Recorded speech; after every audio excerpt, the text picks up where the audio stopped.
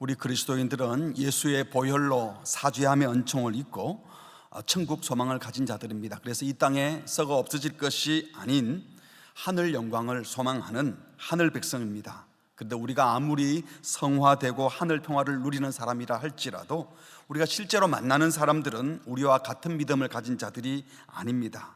그것이 현실이죠. 그래서 사도 베드로는 당시 로마 압제하에서 나그네처럼 흩어져 살고 있던 그리스도인들에게 이 편지를 쓰면서 여러분들의 소망이 분명하지만 여러분들이 만나는 사람들은 여러분을 힘들게 할지도 모릅니다. 그때에 여러분의 정체성이 흔들리지 않도록 분명히 여러분의 가진 복음을 가지고 그들을 복됨으로 인도해야 됩니다 라고 하면서 다양한 관계를 예로 들어 설명했죠. 먼저 2장 13절부터 17절에는 한 나라의 백성들이었던 그리스도인들을 향해서 권력자가 무서워서가 아니라 하나님을 두려워하는 마음으로 인간의 모든 제도를 위하여 순종하라, 통치자들에게 순종하라고 했습니다. 그리고 2장 18절부터 25절에는 종의 신분으로 있던 자들에게는 까다로운 주인, 부당하게 고난을 주는 주인이라 할지라도 우리 주님이 받은 고난을 생각하면서 끝까지 잘 섬겨라, 그래서 그리스도가 어떤 분인지 보여주라고 했습니다. 그리고 3장 1절부터 6절에는 아내들에게 당시 사람들처럼 할 수 없이 여자니까 아내니까 순종해야지, 그렇게 순종하지 말고 남편을 복됨으로 복음으로 인도할 목표를 가지고 순종하라고 했습니다. 그리고 3장 7절에는 남편들에게 말하기를 여자와 아내를 완전히 무시하던 그 시절에 세상 질서 따르지 말고 아내도 똑같이 영생의 은혜를 유업으로 이룰 자인 줄 알아 존귀히 여기라 라고 했습니다. 그러니까 교회가, 우리 성도가 아무리 하늘 소망을 가진 하늘 백성이라고 할지라도 이 세상을 마주하여 살고 있는 한 우리는 악을 만나게 되고 또 그들과 관계를 맺고 살아야 합니다. 그런데 우리가 가진 믿음을 갖지 못한 사람들과 관계를 맺다 보면 단지 우리가 신자라는 이유만으로 고난을 받고 핍박받는 상황이 발생한다는 거예요. 아무리 성도라도 이 악을 비켜갈 수 없고 부당한 고난을 받을 수밖에 없는, 욕을 먹는 그런 현장에 살고 있다는 겁니다. 그래서 사도는 이 모든 관계에 대한 권면을 마무리하면서 8절에 마지막으로 말하노니, 베드로 전체의 결론이 아니고 2장 13절부터 3장 7절까지의 결론을 3장 8절부터 12절에 주고 있는 겁니다. 너희가 다 신자된, 그러나 세상과 마주한 너희 모두는 이러해야 한다. 너희가 다 아무도 예외 없이, 교회 공동체 식구들은 모두 이렇게 세상과 달라야 한다 하면서 5가지 분사를 사용하여서 권면의 말씀을 주죠. 첫 번째는 마음을 같이하여, 두 번째 동정하며, 세 번째 형제를 사랑하며, 네 번째 불쌍히 여기며, 5번째 겸손하며. 이 5가지 자세를 가진다면 세상 사람들이 우리를 대하는 방식으로 반응하지 않고 다른 방식으로 반응할 수 있다는 겁니다. 세상은 어떻게 반응하죠? 악을 악으로 갚고 욕을 욕으로 갚는데 우리는 그렇게 하지 않고 오히려 그 사람들에게 복을 비는 자로 부름을 받았다. 이 복을 빌고 또 하늘의 복을 이어받기 위해서 우리는 그렇게 살아야 한다라고 말씀한 겁니다. 그래서 이 복을 이어받는 그런 존재로 살려면 교회는 세상과 다른 모습으로 살아야 된다는 겁니다. 세상과는 다른 삶의 방식, 다른 삶의 자세를 연습하고 훈련해야 된다는 거예요. 그래서 연습하고 훈련해야 될 그 5가지가 무엇인지 오늘 권면하고 있는 겁니다. 첫 번째는 마음을 같이 하라라고 했습니다. 호모 프렌, 호모 하나로, 프렌은 뜻을 하나로 합해라 이런 건데요, 이것은 교회 공동체 안에 모든 사람들은 자기 의견 내지 말고 매사의 의견이 같아야 된다 이런 뜻이 아닙니다. 이것은 하나님의 영광 또는 복음 전파라고 하는 이 공통의 목표를 향해서 같은 관심, 같은 생각을 가지고 연합하고 조화를 이루어야 한다는 겁니다. 교회 안에는 정말 다양한 사람들이 있잖아요. 당시 베드로전서가 씌워질 때 교회 안에 노예 신분의 사람도 있었고 노예를 부리는 일반 갑부들도 있었고 또 가난한 사람, 부자, 다양한 직업, 다양한 배경의 사람들이 다 모여 있었습니다. 하지만 어떤 조건과 상황에 있던 사람일지라도 복음 안에서는 모든 것이 하나가 될 수 있다. 더 정확히 말하면 어떤 종류의 사람이라도 교회 공동체 안에서는 조화를 이룰 수 있다라고 사도 베드로는 확신하고 말씀하는 겁니다. 마치 오케스트라에 여러 악기들이 있는데 다른 소리를 내지만 주어진 악보와 지휘자를 따라 연주하면 아름다운 음악이 나오지 않습니까? 합창도 보면 다양한 음색을 가진 사람이 다양한 성부의 소리를 내는데 악보와 지제를 따르다 보면 멋진 화성을 이루는 것과 마찬가지입니다. 다양한 색깔, 다양한 모양들이 합쳐져서 아름다운 그림을 이루내는 모자이크와도 같은 겁니다. 그래서 누가는 초대 교회를 묘사하면서 사도행전 4장에 보니까 믿는 무리가 한 마음과 한 뜻이 되어 모든 물건을 서로 통용했다. 또 사도 바울은 로마서 12장에 보니까 서로 마음을 같이 하여 높은 데 마음 두지 않고 도리어 낮은 데 처했다. 로마서 15장 5절에 중반에 보니까 너희로 그리스도 예수를 본받아 서로 뭐라고요? 뜻이 같게 하여 주사. 빌립보서 1장 27절 후반절에 너희가 한 마음으로 서서 한 뜻으로 복음의 신앙을 위하여 협력하라. 빌립보서 2장 2절에 같이 할까요? 시작. 마음을 같이 하여 같은 사랑을 가지고 뜻을 합하여 한 마음을 품어. 그러니까 무엇에 마음을 같이 해야 한다는가요? 하나님을 두려워하고 하나님을 사랑하고 하나님의 거룩한 부르심에 반응하는 일, 죄를 멀리하는 일에 한 마음이 되어야 되는 거죠. 교회가 세상에 존재하는 목적이 무엇이냐? 그러면 우리는 복받기 위해 존재하는 자들이 아니라 세상의 복을 흘려보내기 위한 통로로 존재한다. 세상에서 세상과 경쟁해서 이기기 위해 사는 것이 아니고 세상에서 그리스도를 따르는 삶을 살아서 세상 자체를 이기려고, 그래서 세상에서 하나님의 의와 진리와 공평과 정의, 은혜와 사랑을 증거하는 것이 우리의 목적임을 받아들이는 이 일에 한 마음, 한 뜻이 되어야 한다는 것입니다. 사랑하는 성도 여러분, 그런데 만약 우리가 마음을 같이 하지 못하고 있다면 그 이유가 무엇일까요? 실제로 같은 가족 사이에도 마음이 나뉘어지는 경우가 있잖아요. 왜 그렇습니까? 가족 중에 만약에 누군가가 신체나 생명에 손상을 가져주는 이 폭력을 사용한다든지 늘 인격을 모독하고 존재 자체를 무시하는 언어 폭력을 과하게 쓴다면 가족도 같이 살 수 없지요. 있어서는 안 될 일입니다. 그러나 그런 것들이 아니라 간혹 부모와 자녀들 사이에도요, 정치적 성향이나 또는 좌판이 우판이 하는 이런 이념을 가지고 의견이 달라서 다투기도 합니다. 부모 자식이라도 세상을 보는 눈이 다를 수 있지요. 정치 이념 다를 수 있습니다. 하지만 그것 때문에 더 이상 아버지 아닙니다, 자식 아닙니다, 이런 일은 없잖아요. 만약에 가족의 하나됨을 깨뜨리는 어떤 이념이라면 그거 버려야 합니다. 교인들 사이에도 정치적 이념이 다를 수도 있어요. 옳고 그름으로 판단할 명확한 일들도 종종 있지요. 그러나 강조점의 차이로 볼 수 있는 어떤 사상, 이념, 시각, 관점 때문에 주님의 몸된 교회 공동체, 보혈 공동체를 나뉘어질 위기에 집어넣는다면 그게 어떤 이념이든 어떤 사상이든 어떤 관점이든 그거 버려야 하는 겁니다.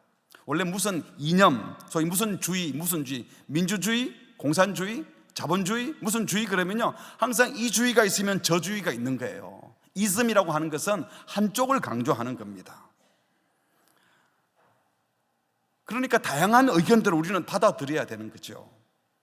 우리가 장로교회, 여기를 개혁교회라고 하는데 개혁신학이라고 그러고요.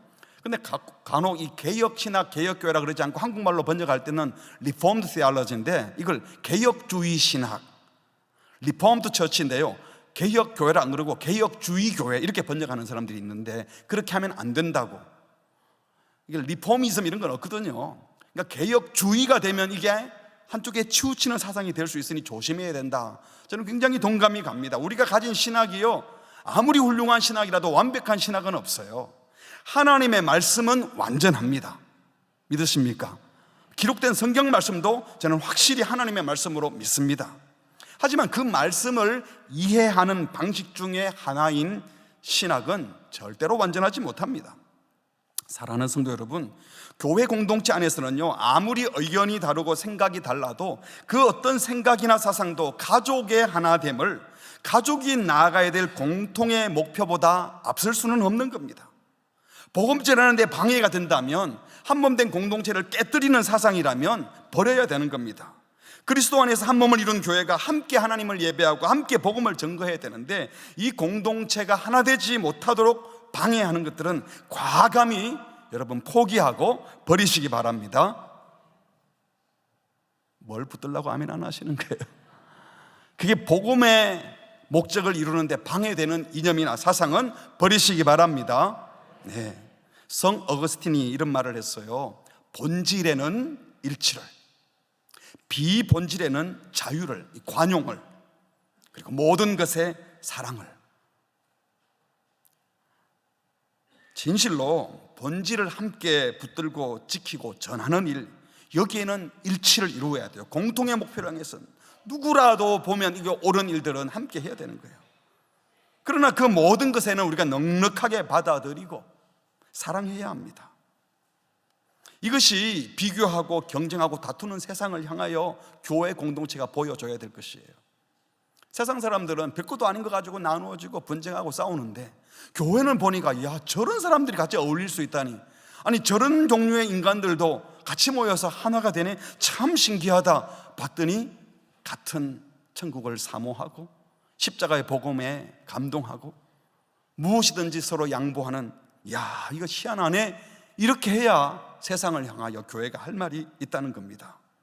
바라기는 주 안에서 참으로 본질의 일치를 가져오고 비본질에는 관용과 자유를 베풀고 모든 것을 사랑하여 주 안에서 한마음 한뜻 되는 교회 되기를 축복합니다. 두 번째로 동정하며라고 했는데요, 이 원문에 숨 파테이스, 숨은 함께, 파테이스는 고통받다 이런 뜻이에요. 그러니까 함께 고통받다, 이거의 합성어입니다. 한국말로 체휼하다, 가장 잘 의미를 전달하는 것 같아요. 체휼하다. 그러니까 동정하며, 이거는요 마음 생각만이 아니라 앞에 마음을, 생각을 우리가 일치하자 그랬잖아요. 같은 마음으로. 그런데 이제는 마음 생각을 넘어서서 이 고통받는 일, 다시 말하면 느낌까지도 공유하자는 겁니다.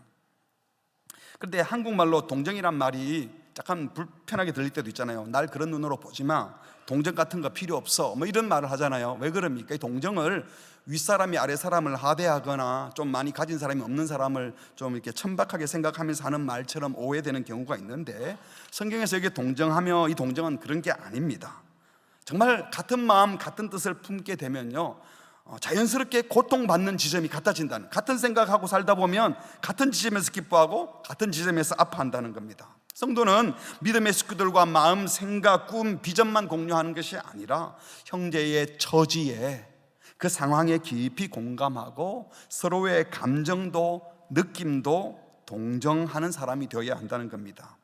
심리학자들은 이 공감, 엠퍼티와 동정, 심퍼티를 구분해가지고, 공감은 자기 관점을 견지한 상태에서 상대의 입장과 감정을 이해하고 느끼는 것, 또 동정은 상대방의 감정을 그냥 동일하게 느끼는 것, 이렇게 구분하기도 하지만 분명한 것은 같은 교회 공동체 안의 성도는요 한 마음 한뜻 될 뿐만 아니라 다른 지체의 느낌, 감정, 마음의 상처와 아픔, 기쁨과 슬픔도 함께 하는 자라고 말씀하고 있습니다.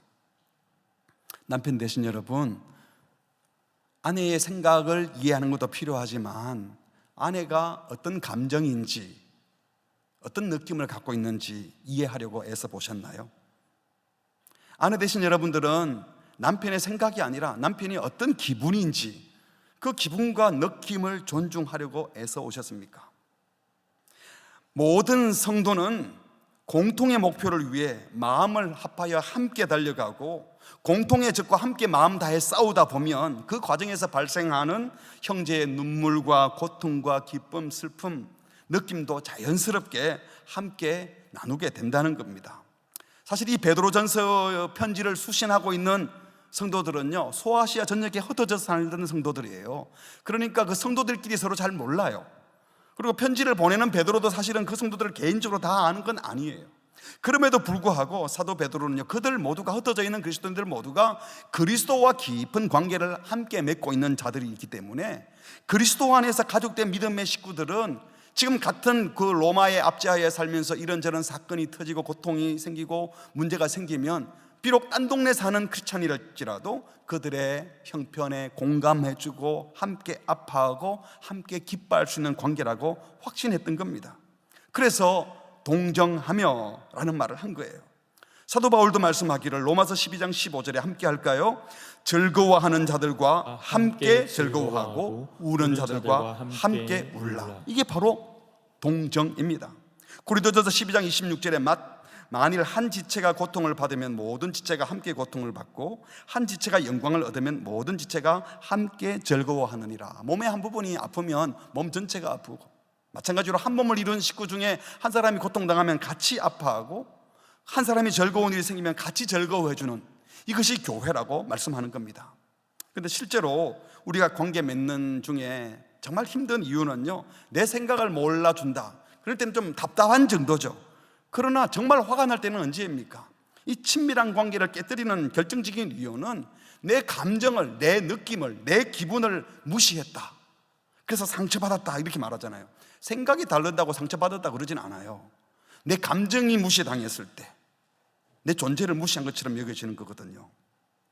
실제로 우리는 같은 마음을 갖는 것도 힘들지만 생각을 같이 하는 것도 힘들어요. 그런데 동정하는 것, 함께 느끼는 것은 정말 잘 안 됩니다. 머리로는 알겠어요. 이때는 울어줘야 되는지 알겠는데 눈물이 안 나. 이때 기뻐해줘야 되는 거 맞는데 별로 안 기뻐. 그냥 뭐 어떡하라고 그러면서 내 감정 내가 알아서 한다. 왜 그럴까요? 불쾌하잖아요. 그런데 상대는,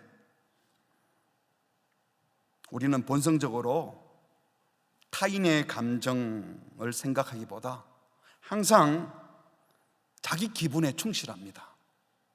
요즘 젊은 세대들은 기분대로 하는 것, 느낌대로 하는 것, 그게 뭐 정직하다 이렇게 얘기하는데요, 그건 정직하는 게 아니라 남들에게 상처 주는 겁니다.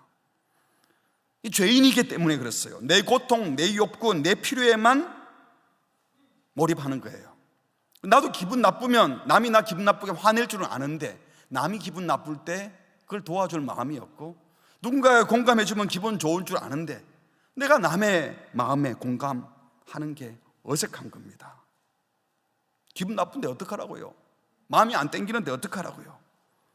본성적으로 이타적이지 못하기에, 이기적이기에 동정이, 공감이 어려운 것입니다. 그러나 예수님께서는 저와 여러분을 동정하시고 공감하시고 함께 해주시려고 친히 하늘 보좌 버리시고 사람의 몸을 입고 이 땅에 오셨습니다. 성육신하신 우리 주님을 보고 배워야 합니다. 히브리서 기자는 말하기를 우리에게 있는 대제사장은 예수님을 가리키죠. 우리의 연약함을 동정하지 못하실 리가 아니에요. 순파스테이 못하는 분이 아니라 모든 일에 우리와 똑같이 시험을 받으신 이로되 라고 말했습니다. 주님께서 모든 것을 내려놓으시고 우리 곁에 오셨습니다. 그리고 함께 고통받으시고, 아니 우리 대신 고통받으시고 아파하셨습니다. 동정하셨습니다. 주님의 이 함께하심, 동정하심, 같이 아파해 주시는 것을 깊이 경험한 사람들이어야 타인을 동정할 수 있는 겁니다. 히브리서 기자는 이 주님을 만난 성도들을 향하여 여러분들이 갇힌 자들을, 여러분 신자들이 이 동정을 경험한 여러분들이 갇혀있는 형제들을 동정하여야 합니다 라고 권면했습니다. 동정하라는 권면을 들으면서 우리 자신을 한번 돌아보십시다.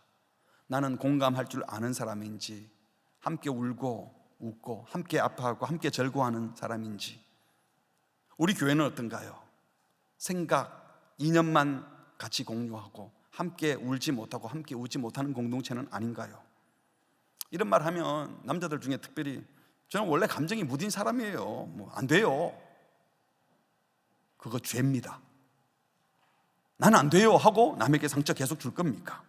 그렇게 할 것이 아니라 주님께서 나를 어떻게 대해 주셨는지, 어떻게 동정해 주셨는지 기억하고 여러분 주님 품에 들어가서 내 죄를 고백하고 주님의 용서하심을 경험하고 마음껏 울고 그 속에서 마음껏 기뻐하고 주님과 깊은 감정을 나누고 난 다음 나아가서 우리가 만나는 가족들, 여러분의 배우자들, 여러분 자녀들, 지체들과 함께 웃고 울 수 있는 그런 우리 모두가 될 수 있기를 주의 이름으로 축복합니다.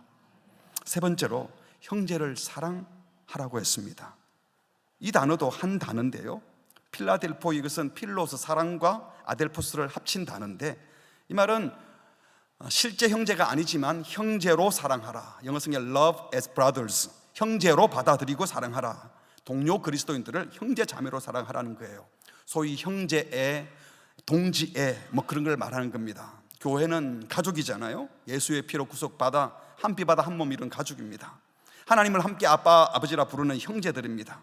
우리는 세상에서 부름받은 하나님의 자녀인 동시에 세상으로 보냄을 받은 사명자들입니다. 이렇게 같은 믿음의 길을 걷는 믿음의 동지들이 마음을 같이 해서 또 동정, 같은 마음 느낌을 가지고 살아다 보면 자연스럽게 나타나는 게 동지애, 형제애라고 할 수 있는 거예요. 이 사랑은 모든 그리스도인들을 한데로 불러 모을 수 있는 특별한 사랑입니다. 이 형제를 가지게 되면 어떻게 됩니까? 형제의 짐을 져주고 싶어요. 동지가 되면. 갈라디아서 6장 2절에 보니까 너희가 뭘 서로 지라? 짐을 서로 지라. 그래서 그리스도의 법, 무슨 법이 있겠습니까? 사랑의 법을 성취하라. 서로 위로하고 서로 긍휼히 여기며 뜨겁게 서로 사랑하게 된다는 것입니다. 가족이기 때문입니다. 교회는 한 아버지를 섬기는 형제자매, 육체의 피를 나눈 형제보다 더 진한 그리스도의 보혈의 피를 나눈, 함께 그 피를 먹고 그 살을 먹고 마시는 피로 언약을 맺은 형제들입니다. 그래서 사도들은요, 형제 사랑에 대해서 자주 말했습니다. 로마서 12장에 보니까 형제를 사랑하며 서로 우애하고, 데살로니가전서 4장에 형제 사랑에 과연은 더 할 말이 없다. 10절에 모든 형제에 대하여 과연 이것을 행하도다. 형제들아 구나노니 더욱더 그렇게 사랑하고, 히브리서 13장 1절에 형제 사랑하기를 계속하고, 베드로후서 1장 7절 경건의 형제 우애를, 이 사도들은 교회 공동체를 모두 가족, 형제로 생각하고 거듭거듭 형제로 사랑하라고 권면합니다.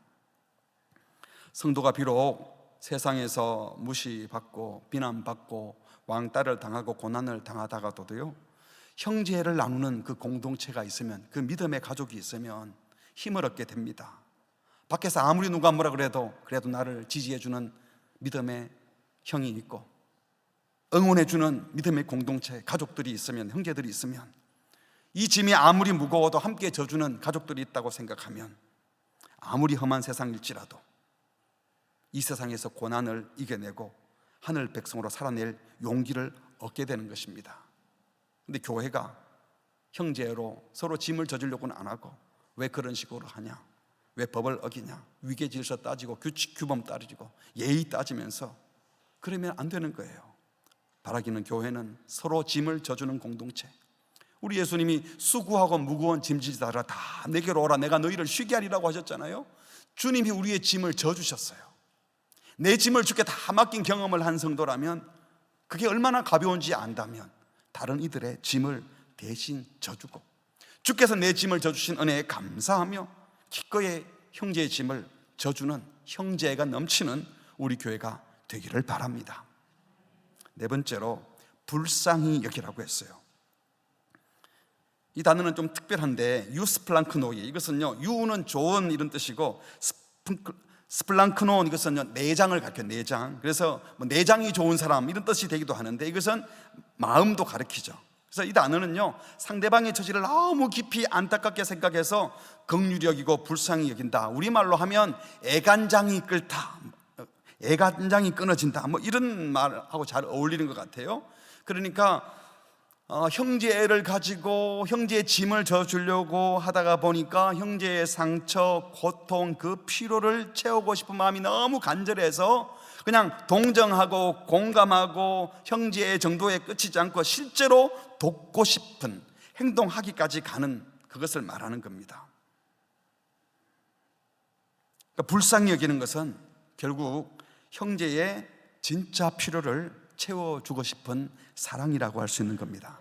그런데 문제는요, 뭘 불쌍히 여기느냐 하는 거예요. 누가 불쌍한가? 여러분은 어떤 사람을 불쌍하다고 생각합니까? 여러분 스스로 언제 내가 불쌍하다고 생각했나요?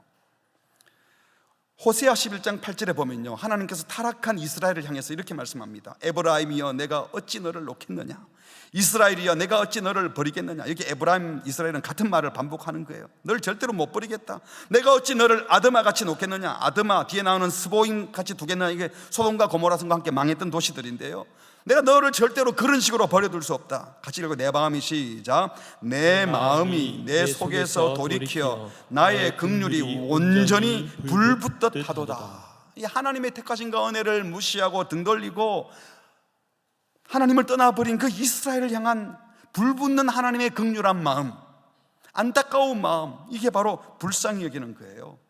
왜 불쌍히 여겼다고? 하나님을 떠난 것.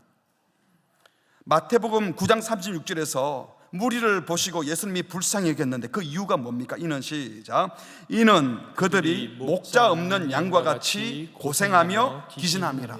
고생 기진의 포인트가 있는 게 아니고 뭐처럼? 목자 없는 양처럼. 그러니까 지도자가 없어서 뭐가 참된 길인지 몰라서 엉뚱한 길에 빠져 있는 것을 보고 주님이 불쌍히 여겼다는 거예요. 세상에서는 돈 없고 빼곡고 실력 없고 가난하고 몸 아프고 그러면 그런 거 다 불쌍하다 그러죠. 불쌍하죠, 그것도. 그러나 주님이 불쌍히 여긴 사람은 그게 아니에요. 예수님은 돈 없는 사람, 가난한 사람, 배고픈 사람, 몸 아픈 사람을 불쌍히 여긴 것이 아니라 그게 전부인 줄 알고 거기 매여 있는 사람을 불쌍히 여겼던 겁니다.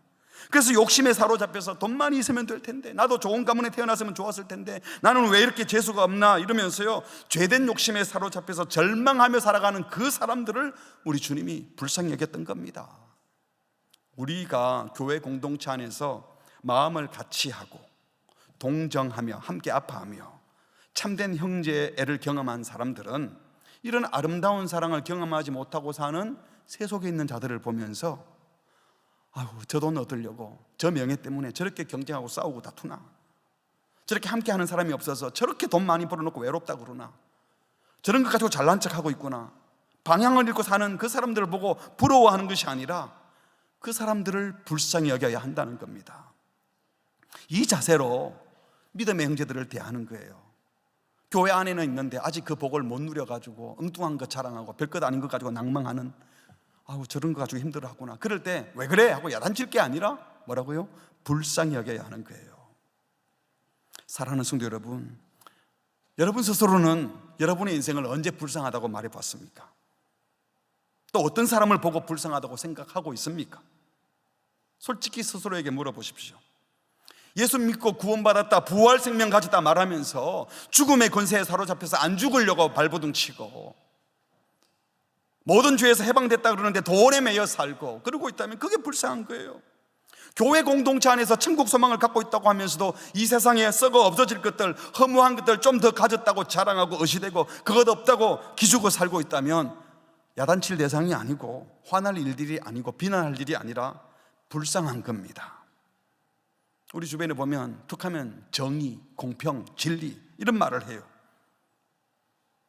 맨날 그런 소리 하는데 가만히 보니까 결국은 자기 자존심 때문이고 자기 욕심 때문이고 자기 거 더 챙기려고 정의를 얘기해요. 속상합니까? 화가 납니까? 불쌍한 겁니다. 바라기는 진정 불쌍히 여길 자를 불쌍히 여기고 우리 주님의 마음을 품고 애간장이 끊어지듯이 불쌍한 사람을 불쌍히 여기며 실제로 그들에게 진짜 필요한 것을 채워주는 불쌍히 여기는 사랑의 사람이 되시기를 바랍니다. 마지막 5번째로는 겸손하라고 했어요. 타페이노 프로네스, 이것도 합성어인데요, 타페이노스는 낮추다, 프레는 마음, 낮추는 마음, 이걸 우리가 겸손이라고 말할 수 있겠죠. 예수님의 마음이죠. 그러니까 겸손은 예수님처럼 기꺼이 자기를 낮추는 겁니다. 예수님이 스스로 말씀하시기를 나는 마음이 온유하고 뭐라고요? 겸손하니 나의 멍에 메고 내게 배우라. 그러면 마음이 쉼을 얻을 것이다. 사도 바울도 빌립보 교인들이 너무 싸우고 다투는 것이 안타까워서 이렇게 권면했어요. 2장 3절에 아무 일에든지 다툼이나 허영으로 하지 말고, 이 다툼을 없애려면 어떻게 해요? 오직 어떤 마음? 겸손한 마음으로 남을 낮게 여기고 자기 일만 하지 않고 남의 일들도 돌아봐야 된다. 그리고 이것을 위해서 5절에 이 마음을 품어야 되는데 누구의 마음? 그리스도 예수의 마음을 품어야 된다. 그 마음이 뭡니까? 하나님이신 그분께서 하나님과 동등됨을 스스로 포기하고 자기를 낮추어 종의 모습으로 사람들처럼 사람의 모양으로 오셔서 자기를 낮추시고 죽기까지 복종하여 십자가에 죽으셨다. 실제로 비천하지 않은데 우리 살리려고, 우리 죄에서 구원하려고 낮은 곳으로 친히 내려오신 예수님처럼 스스로 낮은 자리로 가는 것, 그것이 예수님에게 배워야 될 겸손입니다. 그런데 우리 예수님이요, 내가 높은 사람인데 일부러 너희를 위해 낮은 곳에 왔어 하고 자기가 높았던 사람이라고 주장하지 않으셨어요. 그냥 옆에 오셨어요.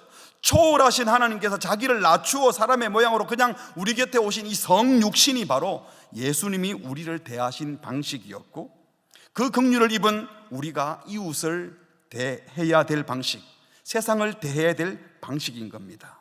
이 하나님의 사랑을 세상에 전하는 자들은요, 반드시 예수님을 전하는 거잖아요. 그러면 자기를 놔두셨던 그 주님의 마음, 겸손의 마음을 갖고 주님을 증거해야 되는 겁니다. 이 겸손한 마음이 성도들을 하나 되게 해요. 이 겸손함이 동정하게 하고, 이 겸손함이 형제 사랑을 가능하게 하고, 이 겸손함이 진짜 불쌍히 여길 자를 불쌍히 여기게 하는 겁니다. 교회 공동체가 이렇게 해야 되는 이유가 뭡니까? 세상을 구원하기 위해서입니다. 우리가 세상을 불쌍히 여기고 세상을 구원하려고 하는 것은 그 사람들이 우리보다 못한 존재여서 우리가 더 나은 존재이기 때문에 어깨에 힘주고 너희들 가만히 있으면 지옥 가니까 우리 말 들어, 이렇게 하면 안 된다는 거예요.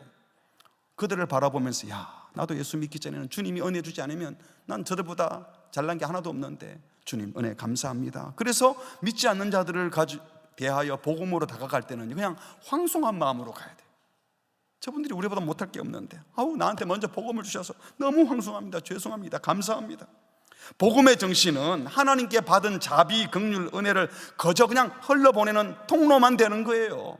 그렇게 하고 난 다음에 주님만 찬양하는 겁니다. 주님이 우리를 불쌍히 여긴다고 해서 우리를 무시했나요? 아니잖아요. 우리가 누군가를 불쌍히 여긴다고 해서 무시하는 게 아니라 귀히 여기는 겁니다. 겸손해야 합니다.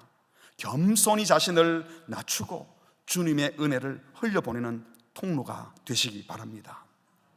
근데 여기서 우리가 꼭 생각해야 될 것은요, 우리 주님께 있어서는 자기를 낮추어야 하지만 우리 인간들에게 있어서 겸손은 조금 다른 것 같아요. 일부러 자기를 낮추려고 할 필요가 없고 그냥 하나님 앞에서 내가 누군가 하고 정직하게 판단해보면 그냥 답이 나옵니다. 무슨 말인가 하면 사도 바울이 그렇게 열심히 주를 위해 살고 옛날에 자기가 가졌던 업적도 많지만 그가 뭐라고 얘기합니까? 고린도전서 15장에 보니까 내가 나 된 것은 다 뭐라고요? 하나님의 은혜로 된 것이다. 이게 다 하나님의 은혜다. 하나도 내가 잘나서 한 게 없다고 고백을 했어요. 바울도. 겸손이란 그렇게 자기의 가치나 능력을 부정하는 게 아닙니다. 공부도 잘하고 머리도 좋은 사람, 저 공부 못합니다, 그 겸손 아니에요. 돈 많이 갖고 있는데 돈 별로 없습니다, 이건 겸손 아니에요. 그냥 거짓말이지. 겸손은 자신의 가치나 능력을 부정하는 것도 아니고 그리고 그걸 과하게 부풀리는 것도 아닙니다. 그냥 정직하게 자신을 바라보면 뭔가 남들보다 좀 뛰어난 게 있으면 이거 다 하나님 주신 은혜이고, 뭔가 부족해도 하나님이 그렇게 허락하신 것인 줄 알아서 그냥 은혜로 사는 거예요. 다 은혜니까. 그래서 은혜를 아는 신자, 참으로 겸손한 신자는요, 남달리 특별한 능력이 있거나 재능이 있거나 또 가진 것이 있다, 좀 괜찮은 것이 있으면 그게 다 하나님의 은혜로 된 것인 줄 알기 때문에 그걸 가지고 자랑 안 해요. 왜? 하나님이 주신 거니까. 다 주님이 주신 은혜고, 주님이 지능을 주시고 재능을 주시고 건강을 주시고 상황을 주셔서 제가 여기까지 왔으니 다 주님이 주신 겁니다 하고, 그걸 가지고 자기를 자랑하지 않고 그걸 주신 하나님을 자랑하고 그걸 가지고 이웃을 섬기는 데 그냥 쓰는 거예요. 끝까지 겸손한 겁니다. 그러나 겸손한데 능력이 좀 부족하기도 하고 돈도 없고 몸에 병이 들기도 하고 할 수 있는 일이 별로 없어요. 그러나 그런 사람들은 또 동시에 자기를 비하하지 않습니다. 왜? 하나님이 나에게 이 정도 분복을 주신 거 다 하나님의 뜻이 있는 줄 알고 천국 가면 훨씬 더 영광스러운 모습으로 달라질 것을 기대하기 때문에 그렇게 살면서 믿음의 식구들이 누군가가 도움을 주면 하나님이 주신 손길인 줄 알고 하나님께도 감사하고 그분에게도 그냥 감사하고 고맙습니다, 감사합니다. 그리고 또 겸손하게 공동체 안에 함께 가는 겁니다. 도움 받는 것 부끄러워하지 않고 도움 준다고 으스대지 않고 모두가 주님이 주신 손길을 가지고 은혜를 나누는 것이죠. 그러므로 하나님의 긍휼하심을 입어 구원받고 그 긍휼을 흘려보내고 싶은 성도라면 흘려보내는 거예요. 내 걸 주는 게 아니라. 그 성도는 주님의 마음, 겸손한 마음을 품고 주님을 증거해야 됩니다. 그런 사람은 기꺼이 낮은 자리로 내려갑니다. 그런데 하나님께서 책임 있는 자리, 상대적으로 다른 사람들이 볼 때는 높은 자리에 갈 수도 있어요. 그러나 그 자리에서도 절대로 거만하지 않습니다. 왜? 하나님이 은혜로 주신 것이기 때문에 겸손합니다. 그러므로 겸손한 성도는요, 이 정도 대우받는 건 당연하지 라는 말 하지 않습니다. 이건 너무 부당하잖아요, 더 잘해달라는 것이 아니라 기본은 해주셔야죠, 이건 불합리하잖아요 하며 속상해하지도 않습니다. 중요한 것은 내가 정당한 대우를 받았느냐 부당한 대우를 받았느냐 이게 아니라 내가 받은 은혜가 지금 잘 흘러가고 있는가, 내가 그 통로로 쓰임받고 있는가, 이것 때문에 하나님의 은혜가 드러나고 주님이 드러나고 있는가, 여기에만 관심 갖는 사람이 겸손한 하나님의 은혜를 받은 성도의 모습인 것입니다. 여쭤보겠습니다. 여러분은 그래서 겸손하고 싶으십니까? 겸손하냐고 물을 때는 아멘 못해도 겸손하고 싶으십니까? 라고 할 때는 큰 소리로 그러고 싶어야 되지 않겠어요? 겸손하고 싶으십니까? 그러려면 어떻게 해야 된다고요? 하나님 앞에 정직하게 자기를 내어놓아야 합니다. 하나님의 복음의 말씀 앞에 자기를 정직하게 비춰보면 뭐라고 고백합니까? 다 하나님의 은혜입니다. 모든 것이 다 하나님의 은혜인 것을 깨닫게 될 때 우리는 더 겸손해질 수 있고 은혜의 통로가 되는 줄 믿습니다. 말씀을 맺겠습니다. 우리가 마음을 같이 하고 한 마음 한 뜻이 되고 동정하며 함께 고통하고 느낌까지 공유하는 자가 되고 형제를 사랑하며 어디에도 없는 형제를 구해서 형제 애를 가지고 서로의 필요를 채워주려고 하고 짐을 져주려고 하고 또 우리가 불쌍히 여기며 겸손해야 될 이유는 결국은 세상을 구원하기 위함입니다. 그런데 그 복음을 소개해야 될 교회 공동체 안에 복음이 없고 교회 공동체 식구들이 마음을 같이 하지 못하고 공감해 주지 못하고 서로 사랑하는 형제가 없고 형제의 아픔을 보고도 외면하고 하나님의 은혜를 흘려보내는 통로가 되는 것이 아니고 자기 잘났다고 교만한 사람들로 가득 차 있다면 그런 공동체가 또 그런 마음을 가진 자가 어떻게 복음을 전할 수 있겠습니까? 이 말씀을 들으면서 혹시 또 너무 어렵다, 왜 우리한테 이렇게 무거운 것을 부탁하나 혹시 생각지는 않으셨습니까? 그러나 소망이 있습니다. 왜요? 이 편지를 쓴 사람이 누구였죠? 누구예요? 베드로도 썼잖아요. 베드로 알죠? 베드로가 예수님과 함께 살 때 어떤 사람이었어요?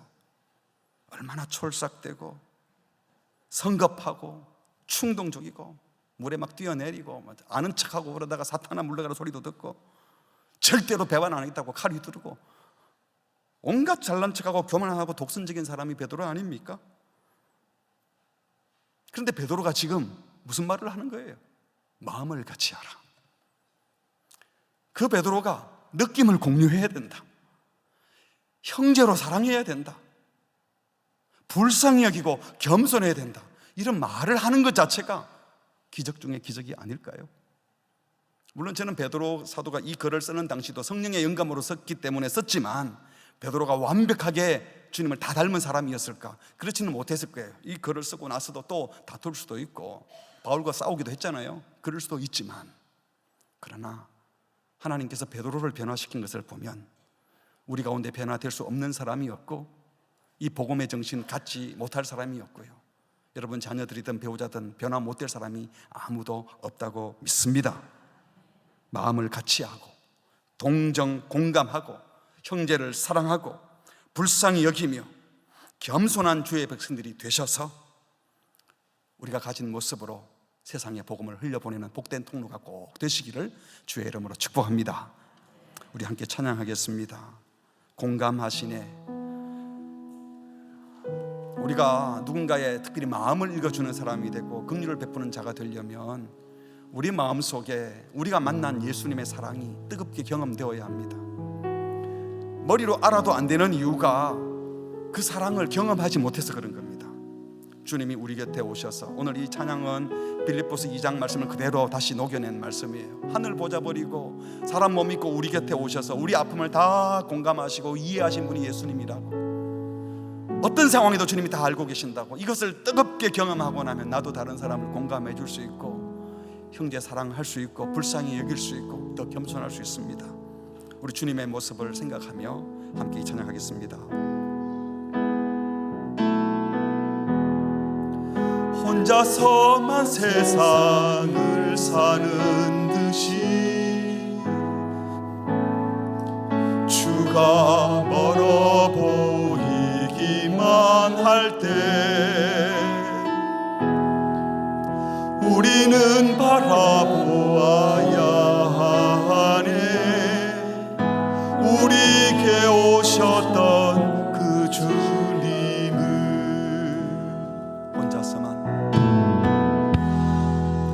혼자서만 세상을 사는 듯이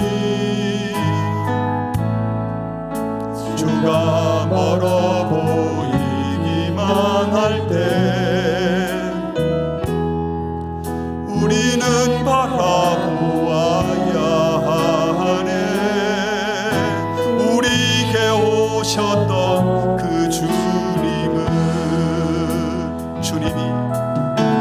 주님이 우리의 아픈 마음을 아시네.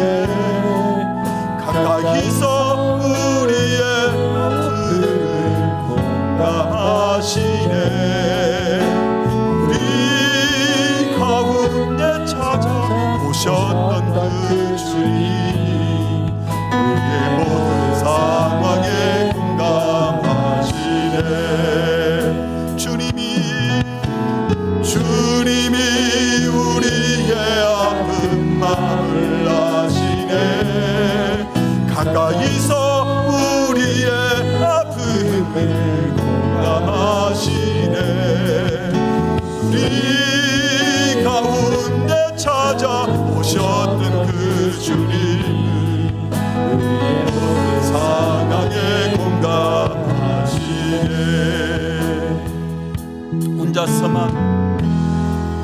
혼자서만 세상을 사는 듯이 주가 멀어 보이기만 할 때 우리는 바라보아야 하네. 우리에게 오셨던 그 주님을 다시 한번 혼자서만 세상을 사는 듯이 혼자서만 세상을 사는 듯이 주가 멀어 보이기만 할 때 우리는 바라보아야 하네. 우리에게 오셨던 그 주님은 주님이 우리의 아픈 마음을 아시네. 가까이서 우리의 아픔을 공감하시네. 우리 가운데 찾아오셨던 그 주님, 우리의 모든 상황에 공감하시네. 주님이 우리의 아픈 마음 공감하시네. 주님이 우리의 아픈 마음을 아시네. 가까이서 우리의 아픔을 공감하시네. 우리 가운데 찾아오셨던 그 주님, 우리의 모든 상황에 공감. 다시 한번 주님이 우리의 마음, 주님이 우리의 아픈 마음을 아시네. 가까이서 우리의 아픔을 공감하시네. 우리 가운데 찾아오셨던 그 주님, 우리의 모든 상황에 공감하시네. 혼자서만 세상을 사는 듯이 주가 멀어 보이기만 할 때 우리는 바라보아야 하네. 우리에게 오셨던 그 주님을. 우리 같이 기도하겠습니다. 여러분, 생각 안 맞는 사람 만나서 답답한 적 있으셨습니까? 정말 마음에 상처될 때는 생각이 안 맞아서가 아니라 내 마음 몰라주고 내 아픔 이해해 주지 않아서이죠. 남이 내 아픔 알아주지 않고 내 외로움, 내 고통 몰라준다고 힘들어 할 줄은 알면서 내가 다른 이들의 마음을 읽어보려고 하고 그 느낌, 그 기분 공감해 보려고 얼마나 노력했습니까? 난 안 돼요. 원래 안 되는데요. 그렇게 안 된다고 하면서 자기 기분은 또 차리잖아요. 안 되는 게 아니라 우리가 죄인이기 때문이고 이기적이기 때문이고 주님의 깊은 사랑을 경험하지 못했기 때문입니다. 이 시간 기도하실 때 주님, 날 위해 십자가에 살찌기고 피 흘리신 예수님의 십자가가 분명히 보이게 하시고 나를 동정하시려고, 나 대신 아파주시려고 친히 아파주셨던 그 주님을 깊이 사랑하게 해주십시오. 사랑합니다, 고맙습니다, 죄송합니다, 잘못했습니다, 회개하고 이 사랑에 근거해서 생각만 맞추는 것이 아니라 마음을 읽어주는 우리 부부가 되고 부모 자녀가 되고 어르신들과 우리 젊은이들이 될 수 있도록 주여 우리 공동체에 은혜를 주십시오. 그래서 형제의 필요에 눈을 뜨고 정말 뭐가 필요한지, 정말 불쌍한 것이 무엇인지 알아서 겸손한 마음으로 다가가서 공동체를, 사랑의 공동체로 만들 수 있도록 주여 은혜를 주시옵소서. 아무도 늦었을 때가 없어요. 이제는 너무 늦었다, 우리 자녀들 너무 다 커버렸는데 아니라 지금도 하나님이 역사하시면 우리를 회복시키시고 새롭게 하실 겁니다. 오늘 말씀을 붙들고 주님, 제 속에 십자가의 사랑이 더 크게 와닿게 하시고 내가 받은 주님이 동정해 주셨던 그 은혜를 기억하게 하셔서 저도 다른 이들의 마음을 읽어주고 감정을 읽어주고 공감할 수 있는 자가 되게 해달라고 합심해서 같이 기도하시겠습니다. 하나님 아버지,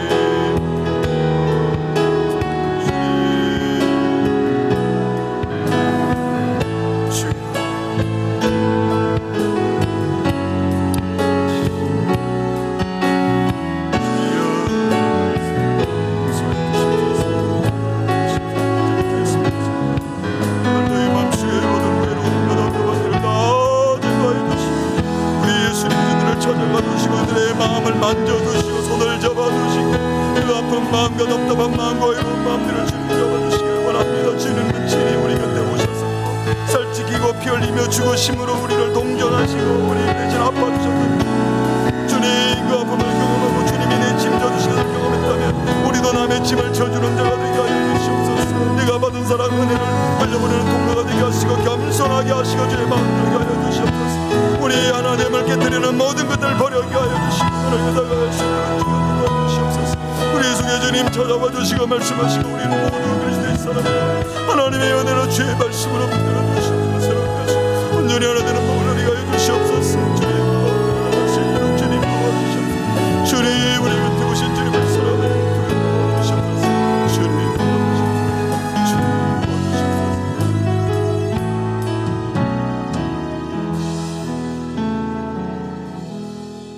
하나님 아버지, 우리를 살리려고 독생자 예수님 보내시어 십자가에 우리 대신 죽게 하시고 그 대속적인 죽음과 보혈의 피공로로 우리를 살려주신 주님의 은혜에 감사합니다. 한없는 은혜를 받은 우리들인데 자기의 고집으로 주장하며 공동체를 깨뜨리는 자가 있었다면, 알량한 자존심으로 짧은 지식으로 남을 정죄했다면 용서하시고 공동체를 깨뜨리는 모든 쓸데없는 생각들과 인연과 자유들은 버리게 하여 주시옵소서. 하나님, 생각만이 아니라 느낌, 감정까지도 귀히 여기고 알아주고 이해하고 공감할 줄 아는, 동정할 줄 아는, 우리가 받은 사랑을 나누어 줄 줄 아는 자가 되게 하여 주시오며 형제의 진짜 필요가 무엇인지, 무엇이 진짜 불쌍한지 알아 필요를 공급해주고 공급하되 우리가 받은 하나님의 은혜에 감사하여 겸손한 자세로 은혜의 통로만 되기를 구하는 우리 모두 되게 하여 주시옵소서.